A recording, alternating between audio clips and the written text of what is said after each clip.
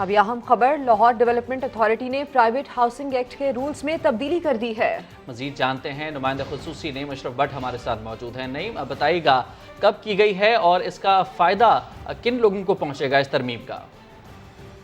जी, बड़ी खामोशी से ये जो निजी हाउसिंग सोसाइटी का एक्ट है 2014, उसमें पिछले साल इस रूल्स जो कह लें कि फायदा दे रहे थे हाउसिंग सोसाइटी के मालकान को, उनके रूल्स में तब्दीली की गई। और सबसे पहली जो अहम तब्दीली थी वो ये थी कि जो अपार्टमेंट्स हैं, जो कम आमदनी के अफराद हैं, उनके लिए 20% कुल रकबे का हिस्सा छोड़ना था, वो छोड़ना होता है, वो लाजमी था।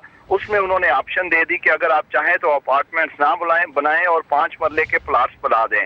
उससे उन्हें करोड़ों अरबों का फायदा हुआ। फिर दूसरा जो कब्रिस्तान के लिए 2% जगह थी, 7% पार्क के लिए थी, डिस्पेंसरी के लिए थी, वो जगह भी उनको ऑप्शन दे दी कि और का लफ्ज यूज करके कि अगर आप चाहें तो कब्रिस्तान सोसाइटी के अंदर बनाने की बजाय आप बाहर करीबी कब्रिस्तान को वो कर लें। इसी तरह पार्क के साथ गाल्फ कोर्स को शामिल कर लिया गया कि गाल्फ कोर्स का आप देखें कि उसका पार्क से कोई ताल्लुक उस तरह नहीं होता, वो तो एक इशराफिया की चीज है। अगर कोई मिडिल क्लास या कोई और घर के वो बच्चे हैं, उनके लिए वो पार्क्स वो नहीं होंगे। और डिस्पेंसरी के लिए भी 2% जगह थी, वो उसका भी। और ये सारे जो हैं आर्ट्स बनाकर इस रूल्स की वजह से वो करोड़ों अरबों रुपए मुनाफे से वो अब फरोख्त हो रहे हैं।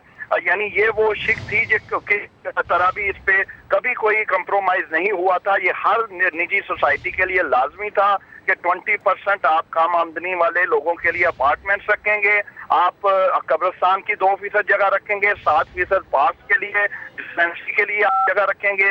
वो सब आप उसमें खात्मा करके उन्हें ऑप्शन दे दिए है कि चाहें तो वो बड़े कर सकते हैं, वो कर रहे हैं।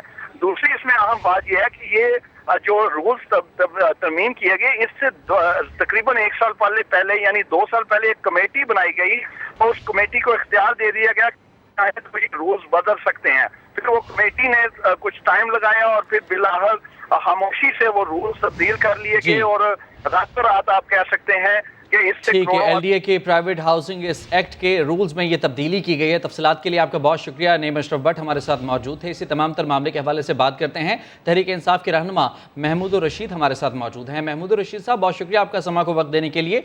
सर, ये LDA प्राइवेट हाउसिंग एक्ट के रूल्स को तब्दील किया गया है, तो क्या अब ये कम आमदनी वालों को जो 20% अपार्टमेंट्स मिलते थे, अब वो नहीं मिल पाएंगे? ये कोटा उनके लिए खत्म कर दिया गया है? जो एक कमेटी बनाई हुई थी जिसमें स्टेक होल्डर थे, डेवलपर थे, डिपार्टमेंट के लोग थे, उन सब की तरफ से ये फीडबैक आई कि यहाँ अपार्टमेंट का रुझान नहीं है। शहर के अंदर तो बना लेते हैं लेकिन सोसाइटियों के अंदर अपार्टमेंट इसलिए नहीं बन पाए कि कोई डेवलपर वहाँ इतनी हैवी इन्वेस्टमेंट नहीं करता कि उनके अपार्टमेंट कल को बिकेंगे नहीं, उसकी कोई मार्केट नहीं है, उसकी कोई डिमांड नहीं है। तो फिर इसको रिवाइज किया गया कि इधर वे वो अपार्टमेंट हमने खत्म नहीं किए कि या वो डेवलपर अपार्टमेंट बना दे और या वो 3-3 मरले के लोअर इनकम के घर बनाए, अफोर्डेबल हाउसेज जो है ना वो बना दे। ये बिल्कुल गलत कोई आपको गाइड कर रहा है। 2% जो ग्रेवयार्ड के लिए अब भी मौजूद हुआ है, पहले भी थी, उसमें सिर्फ ये हमने सहूलत दी है कि कुछ सोसाइटियां अगर मिल के अपने सोसाइटी के कंपाउंड से बाहर कोई मुश्तरका ग्रेवयार्ड बनाना चाहें तो 5 किलोमीटर के रेडियस पे वो एक कब्रिस्तान बड़ा बना सकते हैं